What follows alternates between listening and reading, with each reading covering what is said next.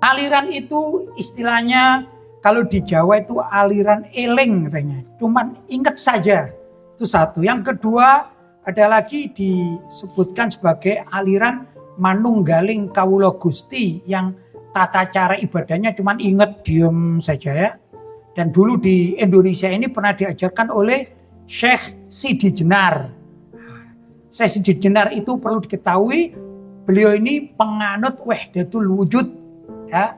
Sedangkan para ulama Ahlussunnah wal Jamaah sudah memvonis bahwasanya penganut wahdatul wujud yang istilahnya menyatu dengan Allah, manunggaling kawula Gusti, manunggaling itu menyatu, kawula itu seorang hamba, Gusti itu Gusti Allah. Maka dirinya merasa bersatu dengan Allah, ini aliran sesat. Jelas? Dan biasanya mereka melakukan sholatnya atau zikirnya yaitu cuma diam saja.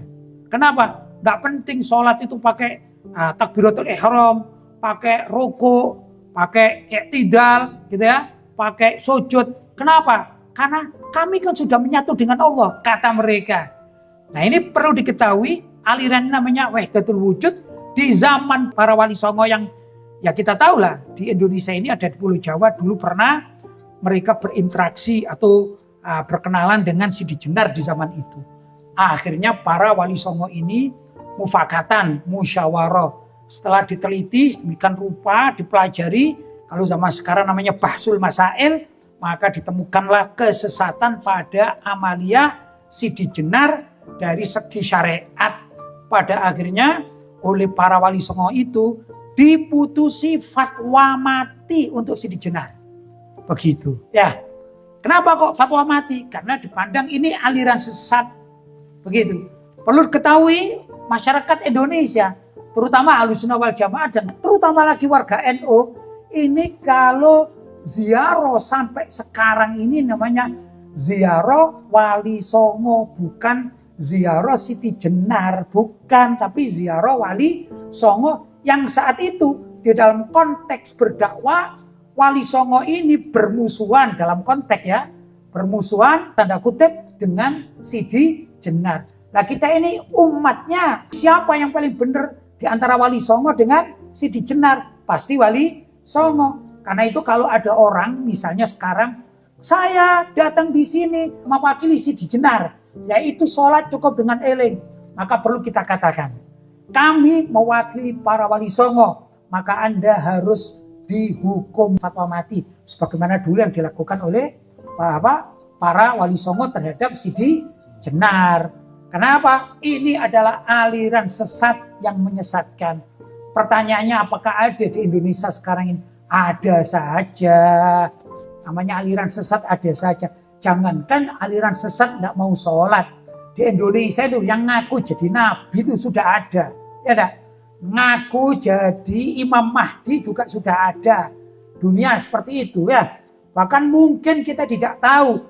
Mungkin ada di antara sekian banyak aliran-aliran sesat itu ngaku jadi Tuhan mungkin ada. Tapi kita belum tahu aja beritanya. Begitu. Nah terhadap aliran sesat sebenarnya kita bisa merujuk kepada fatwa Majelis Ulama Indonesia yang punya pakem. Sudah ada pakem. Oh yang begini ini aliran sesat, yang begini diterima. Ada itu ya. Termasuk salah satu orang yang mengatakan bahwa sholat tidak perlu dengan gerakan tubuh. Padahal Nabi Muhammad saja sebagai Nabi yang dituruni Al-Quran. Nabi yang mendapatkan wahyu dari Allah. Nabi jadi panutan umat Islam. Itu tetap sholat ya dengan gerakan sholat. Takbiratul ihram. Ya ruku, ya sujud. Bahkan sampai beliau akan meninggal dunia. Tetap beliau berjamaah. Masih ingat kan kisah itu? Bahwa suatu saat tatkala beliau sakit di hari Kamis ya, maka beliau minta Sayyidina Abu Bakar As-Siddiq untuk mengimami sholat dan beliau jadi makmum. Nabi Muhammad sampai mau datang ajal pun sholat dengan harokat itu, dengan gerakan tubuh. Terus kalau orang-orang pengikut Sidi Jenar apa merasa lebih hebat, lebih mulia dari Nabi Muhammad yang tidak mau sholat pakai gerakan? Jelas inilah kesesatan yang sangat luar biasa karena seakan-akan aku lebih afdal daripada Nabi Muhammad. Karena Nabi Muhammad itu masih melakukan syariat sholat. Allahu Akbar, sujud, ruku. Ya, Seakan-akan begitu. Aku, kami yang sudah tidak penting lagi sholatnya pakai sujud, roko, itidal. Berarti lebih mulia, lebih afdal daripada Nabi Muhammad. Kira-kira orang yang mengatakan demikian sesat atau tidak sesat? Super sesat. Ya, karena Nabi Muhammad adalah panutan dan qudwah serta contoh yang terbaik bagi umat Islam. Begitu. Jelas ya?